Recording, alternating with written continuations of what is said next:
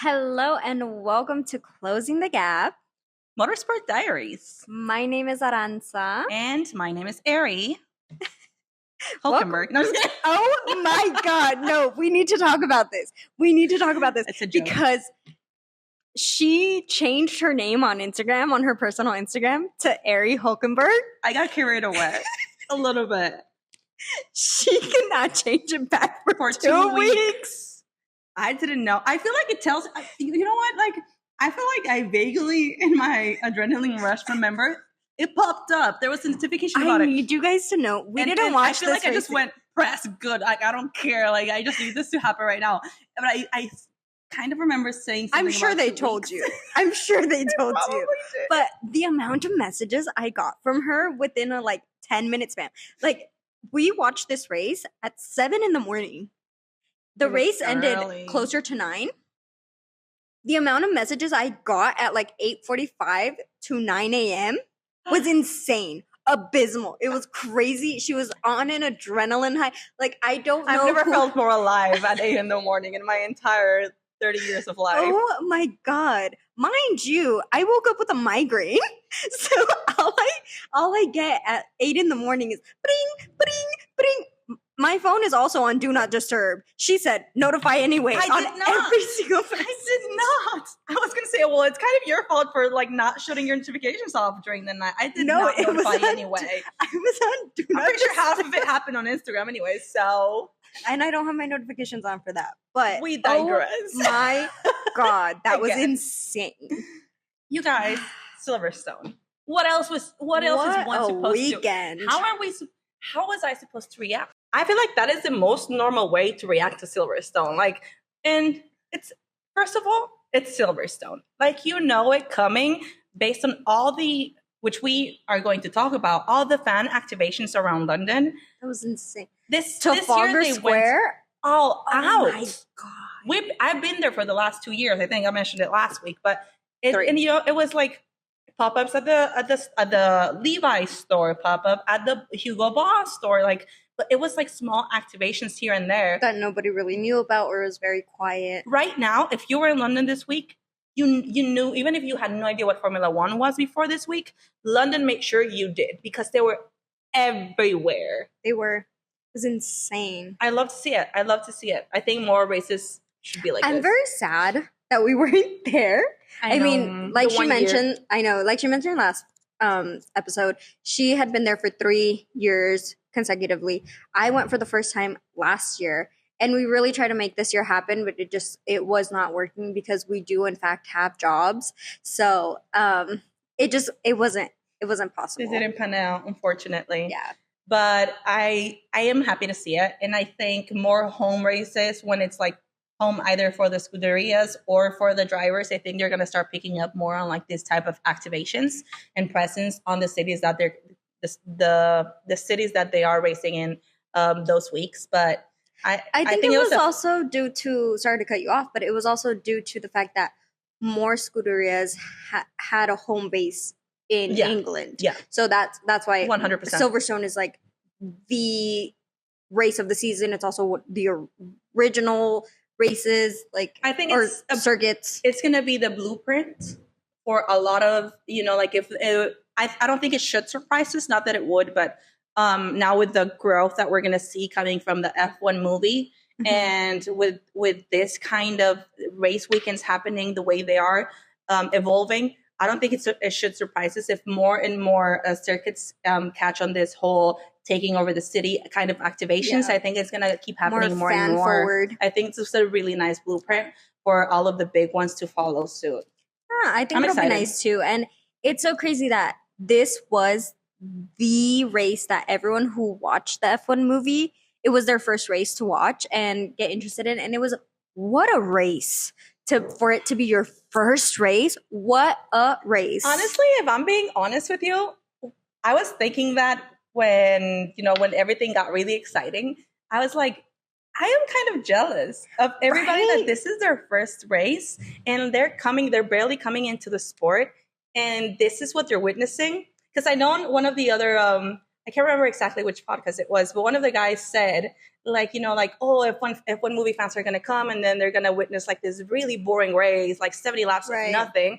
And they're going to be like, this isn't as exciting as the movie, right? But no, they came in and they watched Silverstone. And I'm just like, it was the best thing ever. I am so jealous. I wish I could have watched something like that with fresh eyes. Mm-hmm. I feel like it's just, nobody can give you that experience. No, the same way nobody can take it away, but it's just, I'm jealous of you guys. Yeah. And I've been seeing a lot on Twitter, like all the people coming in and saying, oh my God, this is my first race. And which team should I go for? And everybody who has been an F1 fan is like, no, you don't choose your team chooses you, or your driver doesn't, like, you don't choose your driver, your driver chooses you. Yeah. And it is the sweetest thing to watch the F1 community really come through and be accepting of everyone who's becoming a new fan. Yeah, because when I mean, not the same thing did not happen when DTS fans came through. And still to this day, like, people are getting not very welcomed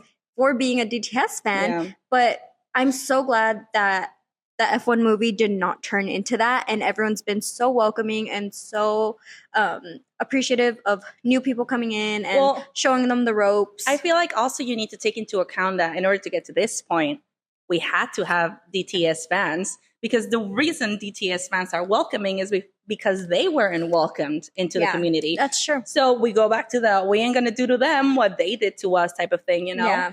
And I think I haven't witnessed that much, but the little I've witnessed, it's really nice to see. It's so cute. I'm going to say it full on. My gateway driver, as probably 90% everybody of people in here, was Charles Leclerc. However, rapidly, I turned into, I don't really know how, when, I know when, but I don't really know how it happened. Like, it just like, it was a switch. Mm-hmm. I didn't divert too much because I stayed within Ferrari because it was Carlos, but I didn't necessarily actively was just like, oh, I'm gonna follow. It just one day would just happen like this guy. It's this, it's that, and I never looked back. Yeah. Who was yours? Let's see. Well, I think my journey was a little different than yours. Yeah. Because, fun fact, the person that got me interested into F1, or just, I mean, not motorsport in general, but F1 specifically, was Patrick Dempsey. Oh, you're right. I remember you telling me this. Patrick Dempsey, I don't know. He posted something in like 2015, and I was like, let's check this out. And I don't know if it was, 2015 was also like a weird time for Formula One. Like, Lewis was dominating and it was great, but also his ego, I don't know. I just could not handle it. The Lewis that we know now is not the Lewis that was. Yeah, that's so true. And it was just so different. Like, I would watch race like here and there, but not like I am now. I think back in like 2020 when I did come across DTS, you know, pandemic times, I watched and I was like, you know what? I like these new drivers. Like, some of these drivers are good. This new generation. Yeah, they're like, it's who was it? For sure, Lando was like one of the first people that I was like, And then it was more of like, Checo, for sure, 100%. I am a Checo. Like, all of last year, she would make fun of me all of last year, because anytime in practice, if this man got close and like we still had 30 minutes left for practice and he was like P1, I was like, oh, he's winning the weekend. I am still the most delusional Checo fan. And I will be like, these are the stats. This is, this is. And I said, I don't care. And she'd be like, no, he's winning. It's kind of like me last week with Lewis. I was like, no, it's like, he's winning. I don't care. I don't care. You can show me all of the data. Yeah, no. I don't care. I choose to believe. Right. So that's how I've always been with Checo.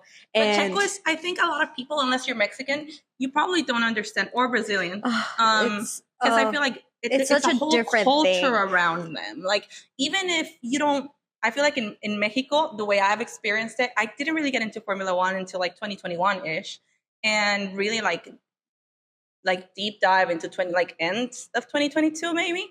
But even if you weren't a fan, you knew of Formula One because Checo is just everywhere. If you're Mexican, culture. That man he's on our phones Like he's on services.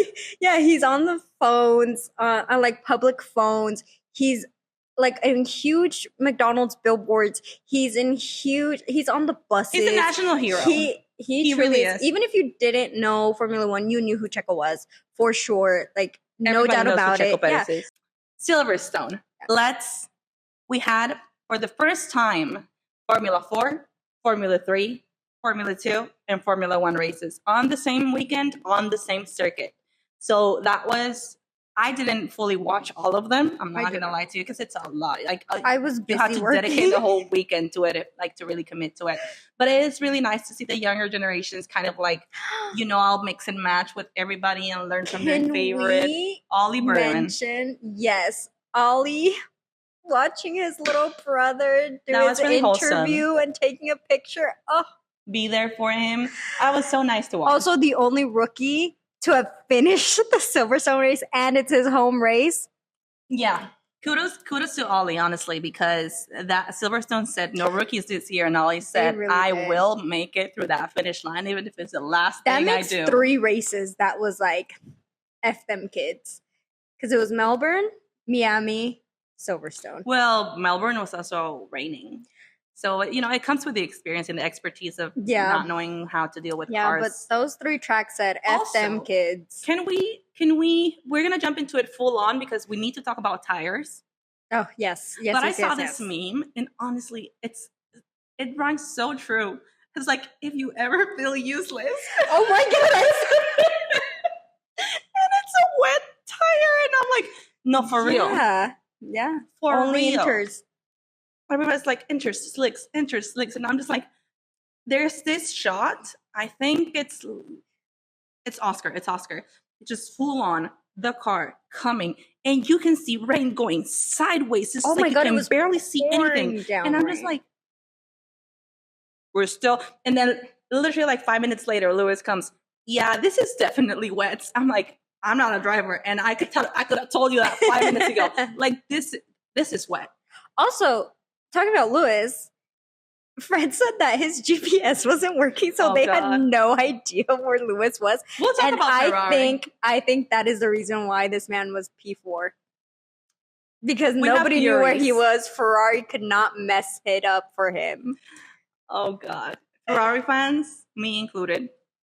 I don't even know how to. Oh, man. I choose to and new put Ferrari my head fans. in the sand, honestly, at this point, because it's a lot. It's just a lot, and how can we keep getting it so wrong? Every single weekend in, weekend out. We'll talk about Ferrari because Charles is a whole different thing. Oh, true. All right, just let's go back really quick. Quali. The only thing to note about Quali was that Franco Colapinto he started from the pit. He did. He started from pit lane. Well, he did not start at all, actually. That's the only thing we could mention about Saturday, really. Not the only thing. Max? Max, yeah. Hello? I'm not even mad. I am not mad. That was crazy. He said, I'm going to take one for the team. No, he was surprised. His team was surprised. I was surprised. Like, the car was surprised. Everybody was surprised. That was crazy. I didn't wake up to watch it, but I remember literally like that was insane. Opening on my phone, and the first thing is like Max Pole. I was like, huh. No, it was insane. You have to go back and watch Quali because that was crazy. No, I've seen it. Oh, okay. I just didn't wake up to watch it live because it happened like 5 a.m. I ain't gonna do that. Not. It happened at 7. But yes. 5, 7. It's the same thing, really. Oh my God. All right. That was insane. Race. Let's start. Wait. All right. 5 lights. Out and away we go. Away we go into the pit lane with Charles and George. George, Charles, Hadjar. Oh, that's true. It was 4 of them that on their formation lap, right? They, as soon as they came back, they said, nope. No formation. No formation. Straight into the pit lane. And they thought that the track was dry enough for them to go for slicks. And then I love how Oscar was just like, nope, the last 2 corners, I can't do them all 6. If they can, good for them, but I can't. Applaud them. So and then I just listen. I love talking about tires and like how it pans into the strategy of it all. But this race, if I was taking physical notes, I would have been like, oh my god, trying to keep up, and then at the end I would have been like, F this, because it was insane. Like I couldn't keep up. I just gave up at some point for like half of them. I was like, I'm not going to follow the tire strategy anymore because it was a lot. It was chaos. It's not even they knew what they were doing. They're like, oh, we're going to play by ear. Everyone really was winging it this race. Shout out to Aston Martin, because I know they weren't the only ones communicating these things. It's the radios that we listen to, but like the involvement, and obviously you have a 2 world champion, right, in the car, but the communication with Fernando Alonso on like weather, tire strategy, what this and his input. I love those type of communication between engineer and driver, because it also keeps you looped in, and it's also like a good, as a viewer, it adds more to what your race is going to be, your knowledge. You go into okay, I understand why they're doing this because they said that to me. Because as a casual viewer, you don't get that. I think that's why most people get turned off, because they just, it's like they don't understand it. And when we get those explanations from especially engineer to driver, they're like, and it's also not any driver, right? You're not talking about like a rookie or like an engineer that just stepped up this year. Like it's a 2 world time champion. Like it's Fernando Alonso, and he knows what he's doing. And like sometimes like that expertise comes with just like the many years he's been behind the wheel. And sometimes a lot of people like question the newer drivers and stuff like that. You don't question Fernando Alonso. Like you just don't. Yeah, like, Ferrari, you don't question a 7-time world champion. Sorry, it had to be said. It just had to be said. But anyways, I love how Lewis, I know he did this in Mercedes as well, but just like he started, every time he gets in the radio to Ferrari, he's like, question mark? Yeah. Oh my gosh. Like, brother, no. I feel like he's like, believe let me see if this yourself. Because the other way is also not working. So yeah. Don't take a page out of Charles's book and just blindly follow Ferrari. Please have your own input. And Charles has gotten better. No, I'm pretty sure Lewis has been vocal about it. Oh yeah, I'm sure we just don't hear it. Yeah. But like Charles had not been very vocal about it. It was just like, yeah, whatever you guys want. And now he's very like, no, you're listening to me. Well, because I appreciate the growth. The best years of his career. Like, yeah. Anyways, we digress. Again. Do we? Clearly not. Do we? So the slicks to inters and back and forth, those 4 chose to gamble. And I wouldn't say it worked for them, but like this is what puts on a good race. If there wasn't as many safety cars, it would have worked for them. Yeah. But those safety cars, what was it, the first 6 laps, we got Lawson 4. First. Yeah. So first one out of the race was Lawson. And then technically Franco, but Lawson. Yeah. Well, Franco, Lawson, and then Gabby. And then Isaac. So that was the first 10-ish laps, I want to say, between the 4 of them. Yes. And then honorable mention, and I feel like I rewatched the race this morning, and I really thought about saying this on the podcast today. Kimi Antonelli, he has been putting on, first, a brake face. Second, he really is, and you see it, the way he handles, the way that he wasn't instantly out the moment Hadjar just smashed right behind, like to the back of his car. Crazy, yeah. First of all, I'm glad he's okay.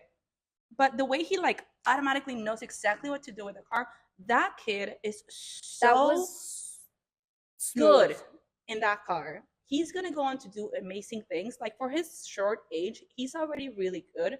To be like dropped in a brand new car, like from where he was at the beginning of the season to now, in a torrential rainstorm. He's so good. And it kind of sucks that he has DNF so many times this season. And half of the times, honestly, not necessarily his fault. Not at all. So I was really sad that he DNF'd But that recovery was smooth. So good. Even David Coulthard said so. Yeah, he went, yeah, we all noticed that. That was smooth. That shows his skill. Yeah. So it was really sad to see that they had to retire the car. Yeah. Honestly, Kimmy, you'll be fine. It's your first year. It's your rookie year. Yeah, it'll be fine. These are the lessons you learn. Because apparently it's George leaving. Mercedes not giving. let's not talk about that, please. All right. God. So once all the rookies were out, then the race started. With the exception of Ollie. Anyways. Right. Oh yes, Ollie, of course. Also, just in terms of like crashes or like safety cars and stuff, the Haas ballerina twirls was crazy. Even if you're not a Formula One fan and you come across that on social media, people are gonna be like, "Wait, what? Like, is this what happens on a race?" It is not. No, but it was so beautiful, like beautiful to watch. Everyone's okay, and like we said, we're not fans of crashes. We hope they don't happen, but that was beautiful. The fact that they were the same team. Cinematography, the synchronicity of it all. It was so beautiful to watch. Oh my god, it was glorious. Nobody was harmed. No driver was harmed in the making of this piece. But yeah, you get one of those every now and again, and it's just so. It was. Oh my god, visually it was pleasing. Oh my gosh, ASMR. SC, Ollie, you guys did your you part. You did your big one. You contributed to this race. Yeah, that was crazy. Anyways, right. After our safety cars, let's do our race finally begins. Our deep dive. We should start with McLaren. Let's get it out of the way. Oh my gosh. Oscar's penalty was too harsh. Too harsh. But at the same time, Oscar's penalty is not Lando's fault. I want to get that out of the way. Because there's a lot of people saying, and like a lot of people are being super mean to Oscar for asking for team orders. He has a right to ask for team orders just the same as the team has the right to tell him no. And he also did say himself that it was a good call from the team to say no. I feel like there's so much to say like to this, and there are parts of it where we agree, and there are parts where I think we disagree. Once you see the data of brother literally brake tested the entire grid. I don't think I am on the verge of thinking it was too harsh to it was exactly what it needed to be. I feel like if there was an option to do a 5-second penalty, that would have been fair. I think everyone agrees for the 5-second penalty. I think 10 was too much. I definitely agree that there had to be a penalty because what he did was effing dangerous. Because Max wouldn't have just gone over him because he wanted to. I also don't think Max's spin was because of it. No, it wasn't at all. So let's not chuck that into like Oscar's fault play. I also do think that Max thought that Oscar was going to go instead of brake. So that's why he, got because that's what everybody would have done. Exactly. So he did make a mistake. Unfortunately, Oscar made a mistake. And that's what happens when you make a mistake. Not always. So this is where I think we have a debate. The penalty wasn't harsh, in my opinion. It was what it needed to be. If it was up to me, I would have maybe done a 5. But this is where we get into that bias. Did the British stewards just did it to favor Norris? I personally think that it's unfair to say that Norris owes that win to chuck it onto like the Oscar penalty because Lando also put on an amazing race. Exactly. So to take away the glory and the credit to Lando, who did a spectacular job on that race, and say, "Oh, he only won because Oscar got that penalty," it's not true. It's not true. I agree. It is not true. So, congrats to Lando. I'm not like the biggest Lando defender. So, like, I am. Like it is what it is, and I am really happy for Lando, and like, I'm really happy that he got his home win. It was really heartwarming to see everything that happened with his podium, with his mom, and everything. Like, as a fan of the sport, as much as I am, like a Lando supporter to an extent, because I'm a McLaren fan, but I'm not going to stand here and defend something that I don't believe in. So I think he earned that win. And I think being a Piastri fan, I think you need to be able to see the fault in your drivers. And as much as Piastri has been known for keeping his cool, like not getting super overly reactive when he does things wrong or when he feels the pressure, I feel like we're starting to see a little bit more of that championship pressure getting to him, because I don't think it was as much as it was as in race. I think he is thinking championship points, right? And he knew that gap that he has with Lando was going to get short and short and short. And I also think that it had a little bit to do with the fact that, to one extent, I feel like their rivalry has gotten to the point where, even though it's still healthy, it would have felt really good that since he didn't get Melbourne, to win in Lando's home. I think that's what he wanted. I feel like it would have made a point. In the back of his mind, I think that's what he would have wanted, ideally. Unfortunately, I do agree with, well, for you, the penalty wasn't harsh. I think the penalty was harsh. We do both agree that it should have been a 5-second penalty. It's just, it's not, I don't know. To me, it was harsh. It's also, like I said, not Lando's fault that Oscar got that penalty. And because of that, he won the race. He put on his own race. He got everything together. But, like, Oscar could have caught up if he wanted to, and I'm sure he wanted to with all of his might. If he could have, Oscar could have caught up and passed Lando. I agree. Nobody's saying otherwise.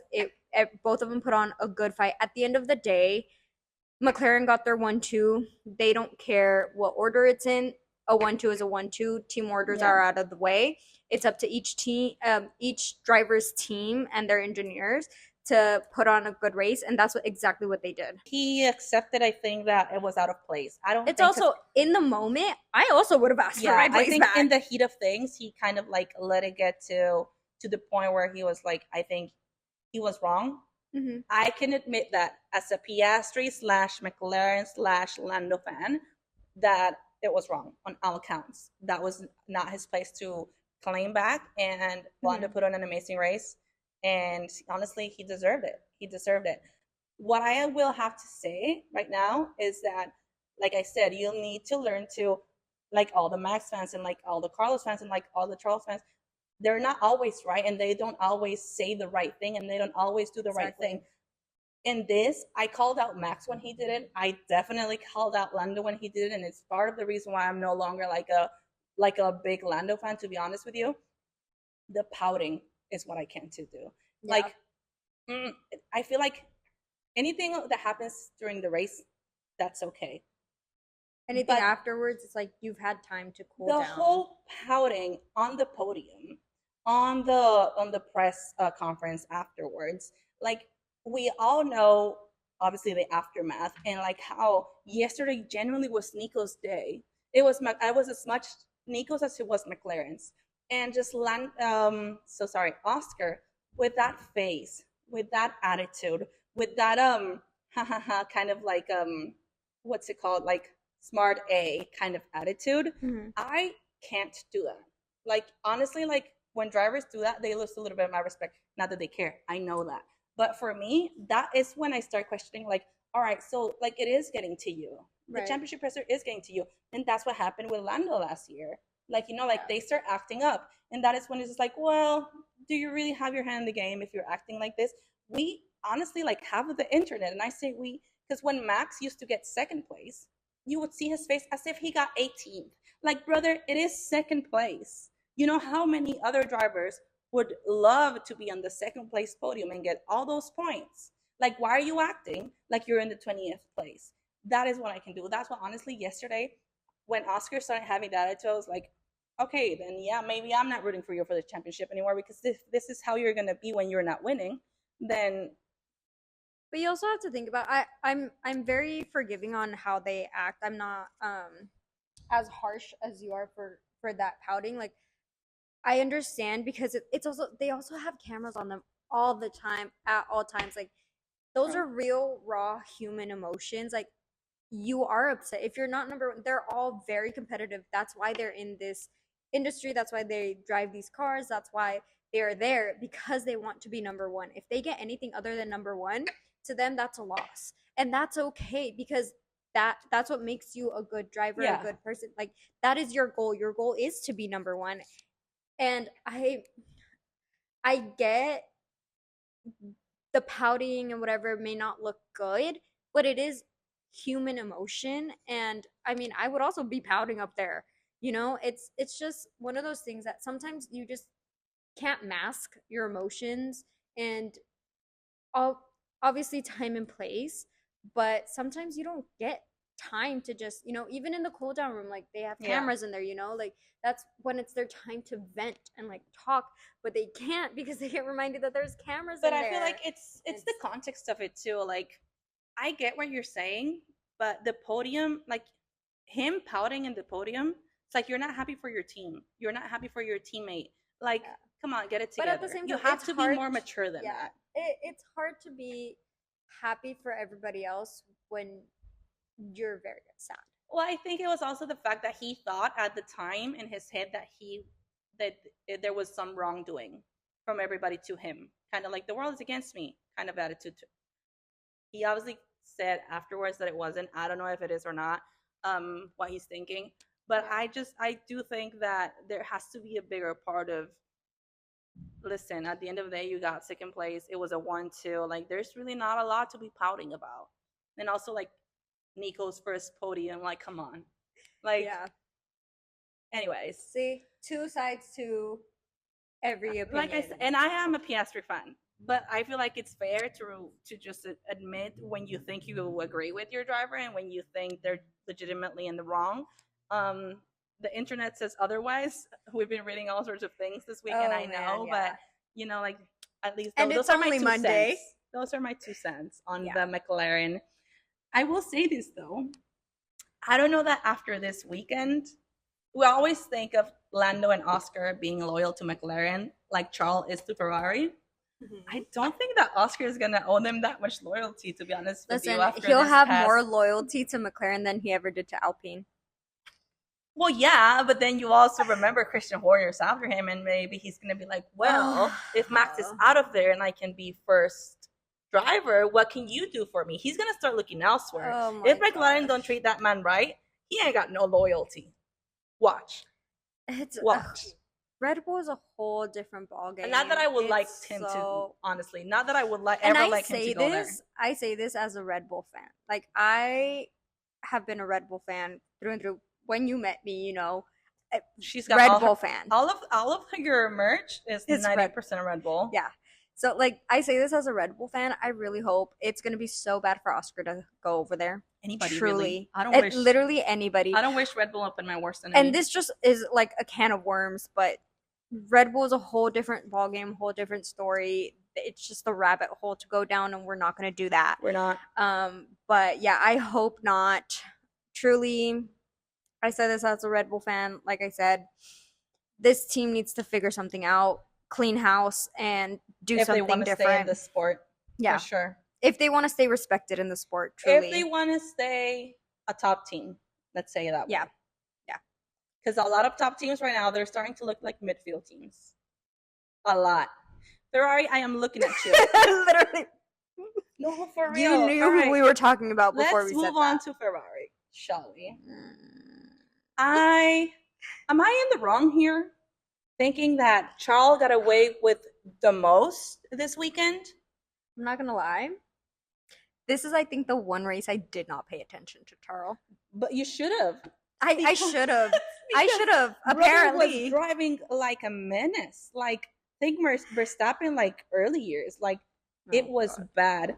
I thought there was this lap. I can't remember the lap, but it was in the 40s where I think it was like 2 laps apart. He went in the inside, forcing the other car to kind of like steer out. The first one was Albon, and the second one was Carlos. And that was way after he basically screwed up Carlos's race. I don't know if you saw it, but there's this one where he basically he forced Carlos to go out because he was full on going to hit him. And that is when Carlos went from P9 to P12. They didn't show it on the main feed, which is why a lot of people didn't know it happened. Yeah, I did not see that. But Charles genuinely is the reason why Carlos was out of the points. Let's forget about that, shall we, for 2 seconds? Put a pin in that. Let's put a pin on that. Then you move on to the 40s laps, and you see him go, like I said, inside, and it is Alex first. He steers out because otherwise he's like, if you don't get out of my way, we're both going out. I feel like at that point, Charles did not care. He said, it was kind of like, I don't know, for like us Americans, it's like, if you don't let me merge, we're both gonna die type of thing. I swear that's how he was driving. He goes, Albon goes, he takes the place. All right. 2 laps later, you see exactly, and it was the same. I can't remember what the turn was. It was the same turn. He did exactly the same. I thought we were looking at the repetition of how he took over Alex. It was Carlos, and I was like, I didn't, because I was doing something else while I was watching the race. I didn't pay attention until one of the commentators said, "This is not a repetition. He's doing it again." To the other Williams, I said, exactly the same maneuver. Like, I was like, maneuver. He got 0 penalty points. Interesting. 0 penalty points. I think somebody needs to look into that, because that was wild. That was wild. I don't know what was going on in his ear in that garage. It was horrible to watch. Truly? That is not good racing. I was not paying attention to Turtle because I was paying attention to Lewis. No. Well, yes. But only because our boy Pierre was fighting at the front like he deserves. Oh my God, Parenthetical. Pierre. Her please. Boy. Okay. My boy Pierre. I don't blame Pierre. Please. And you know what? We talked about this. Sure. We talked about this I talked about this last episode. How he deserved to fight at the front, and look at him now. Oh, I'm just so happy he got his at least one Alpine is doing something right. His what is it? Highest position for this season. Yes. Oh my God. I'm so happy. He deserved it. I'm glad. So deserved. It was. Was fighting against Lewis for most of it. Lance randomly was going to be on podium for almost like 3/4 of the race. That happened this race, I think, if I'm not mistaken, like going through my computer brain. Mm-hmm. Every team but Haas got points this race. Really? Alpine, Pierre, Stroll, AM, George for Mercedes. I think every single team, at least one person per. Yeah, but Haas, I think, got in the top 10. Every team but Haas got points this race, if I'm not mistaken. Let us know. I think so. I'm pretty sure. I cannot confirm or deny. Stroll really surprised me. Not surprised me because we know he's a good driver, but for him to hold his own for that long was insane. That man thrives on rain. He does. He feels the water and he goes, I'm going to make a race today. I promise you, if it snows, that man is getting P1. If it snows. Like a true Canadian. In Brazil, we might see a Stroll podium. If it rains this year in Brazil, make your bets, people, early on. If it rains this year in Brazil, we're going to see a NICO win. Top step in that podium. Watch. A Stroll podium. And who knows? Or maybe a Pierre. I feel like I'm going to call it right now. My podium. Listen. I don't doubt a Pierre podium because he did it last year. He did it last year. I don't doubt a Pierre podium. Everybody else? Question mark. The entire rest of the grid? Question mark. All right, we finally got to the part where I've been trying to get at the entire 40-something minutes we've been shooting this episode. NICO Hülkenberg. You guys, did I not tell you? Did I tell you or did I not tell you last week that man's podium was coming? Now, was I right? I'll take flowers. I'll take gift cards. I'll take invitations. Not to toot my own horn, but I was also right about Lando winning. Well, you didn't think about that one though. You said, yeah, I had zero hesitation. I had full faith in that man. Yeah, he did. We're so happy for Lando. We really are. We honestly really are really happy for Lando. I am very happy for Lando. I called his dad, cutest thing. Oh my god, his mom. Both his parents in his merch and his bright yellow, and then his Lando stand. Listen, I was on the verge of tears the entire time when his mom went, "Let me see your eyes." Cried, tears, puddles. River, Timberlake, yes.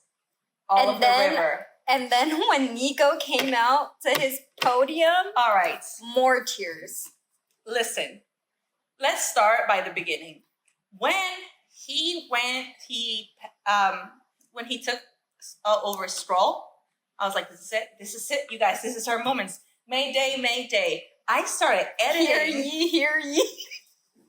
I had so much faith in this man. I started editing, first whole podium. Like I just went. The last 10 laps actually was just like between F1 TV and like the editing. It was my one of my sister's friends. Her notification came through. I was not currently.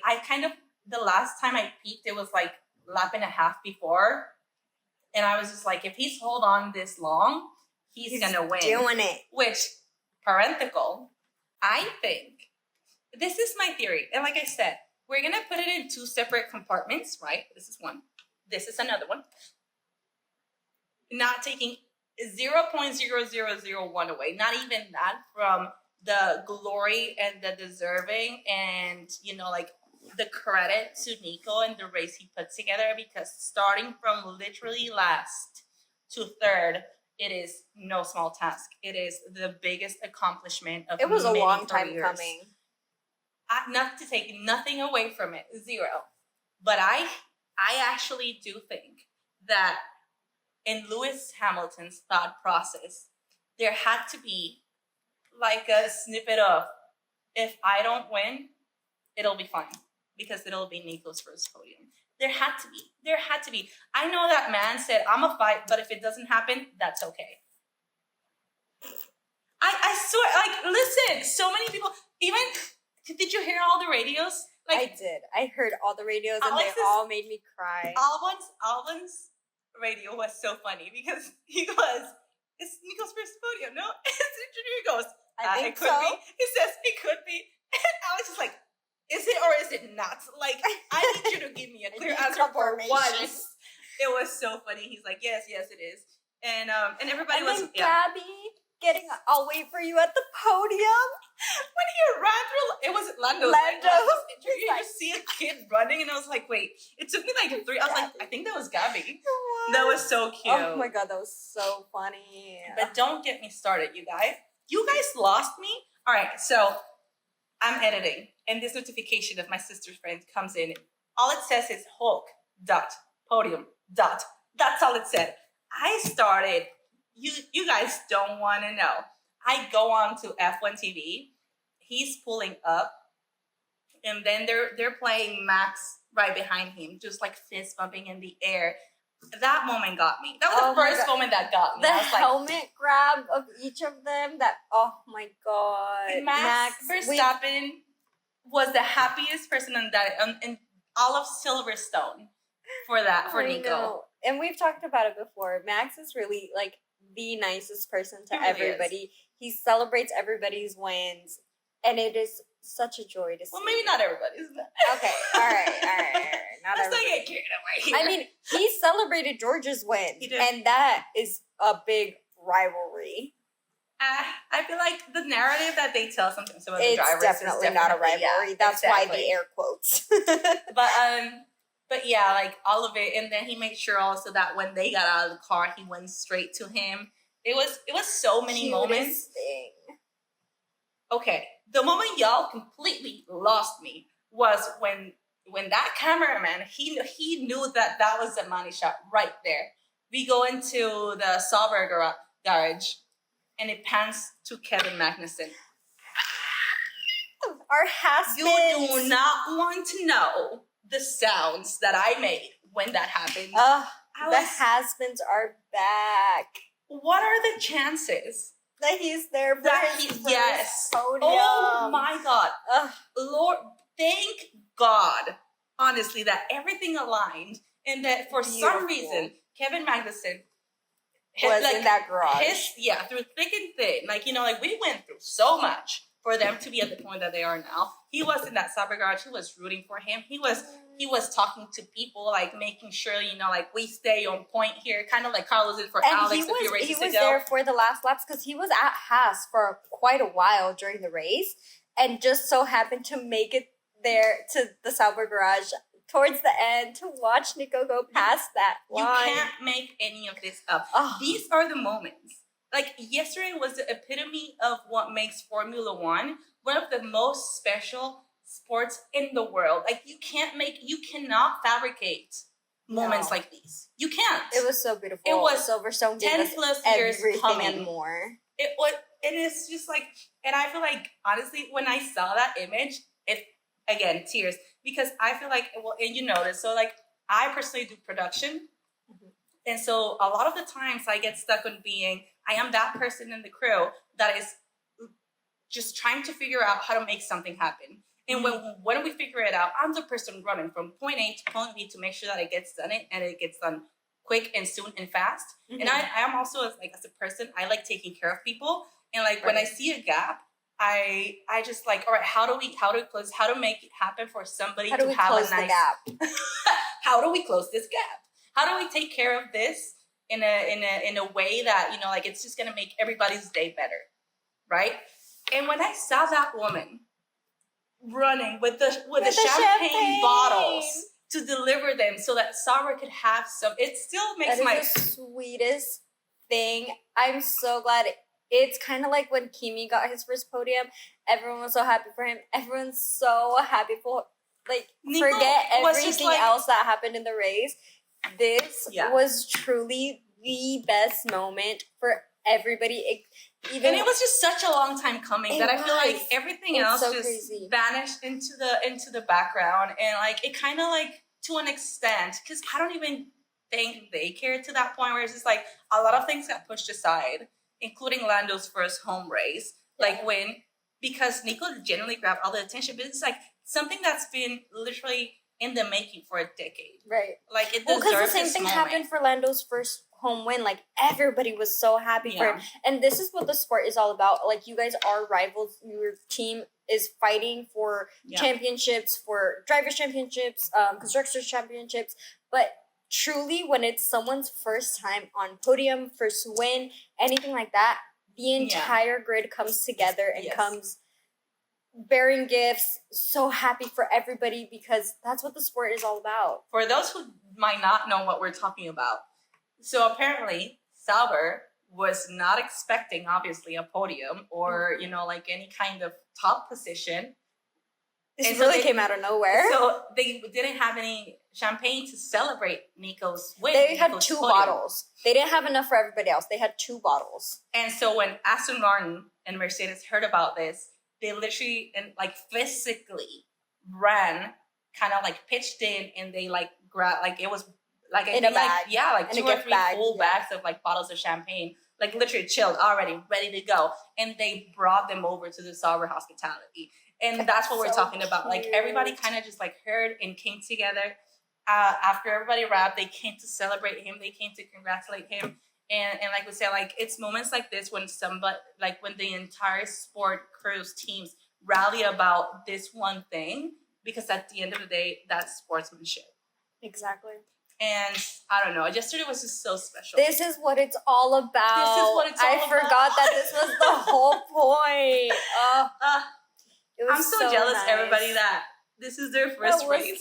I know. Oh it's my like, God. Honestly, I'm sorry, but it doesn't get much better than this. No, I truly, like, I'm not a crier, but from beginning to end, from like Lando's win, Nico's podium, Pierre, it was so special, fighting at the front, Lance also fighting at the front. Oh my God. I was in a puddle of tears, mind you, on my way to work, also editing. Same.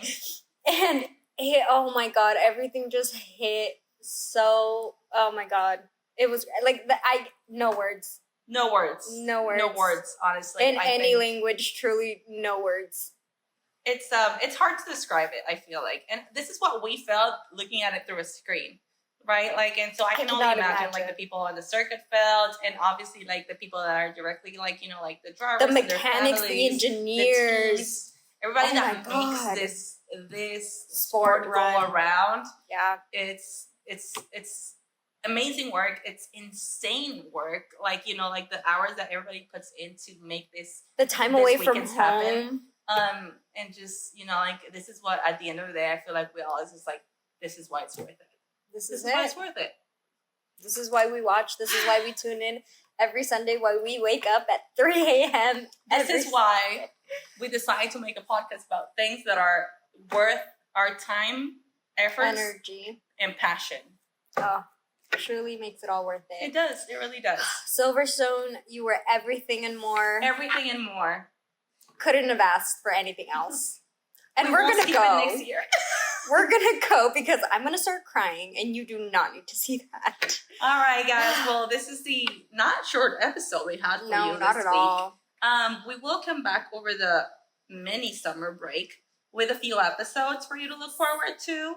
We have the F1 movie review to talk about. Yes, we have the F1 Academy Netflix. The last 4 episodes that we haven't talked about yet. I feel like the review of that, and we're gonna deep dive into it.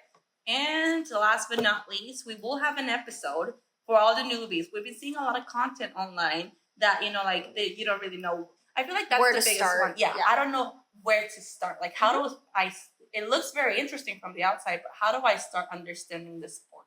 So I feel like we're gonna do like a 101 type of episode. Just a quick shout out. If you guys aren't following Ruth Buscom, she does. Every Saturday that we have a race, any race weekend, on Saturday, she does a strategy breakdown, and she gives you so much information. I love watching her breakdowns. It's so clear and concise, and she is a strategist, so she knows what she's talking about. She's very into tires, and I truly shout out to her. Go follow her because she will give you an insight as to what. Where teams might want to do as far as strategy for Sundays. Yes. Toni Cohen-Brown too. Oh yes. Toni Cohen-Brown. She's so passionate and so articulate, like about every single video she does. I'm always in awe. So I think those, and obviously female empowerment. So Ruth and Toni, if you don't follow them yet, we're gonna drop their information right here in the description box. Yes. Those are great places to start. And I'm just shouting out my queen, but Ruth had a hand in the F1 movie strategies and everything like that. She was a consultant on the F1 movie, so to make the race footage realistic for the most part, everything that had to do with the on track action. Yes. Because we will get about the other side of the movie soon enough. We will also shout her out. That she's not responsible. Because let's make it clear. All right. She borrowed her expertise about this sport to make this movie as accurate as possible, on track. Let's see. So we're gonna leave you with that. We will work on those episodes in the next 3 weeks, and we'll drop one every week. So stay tuned. And if you have any questions that you want us to answer on that 101 episode, we do have a link tree on our bio in TikTok, Instagram, YouTube, where you can just kind of like, it's a question suggestions box. Yes. So just drop them on there. Or if you have any stories of you want to share, you being an F1 fan, any stories, good or bad, we will read them. We will, give our opinions. If you like our opinions, if you don't want our opinions, that's fine too. If you just want us to read it, we will read it. But all right. Yes. Well, that's how we have this week. Thank you for tuning in, and we will see you on the next one. Yeah. Bye. Like and subscribe. Like Carlos said, it's just a button. It doesn't cost anything. Bye.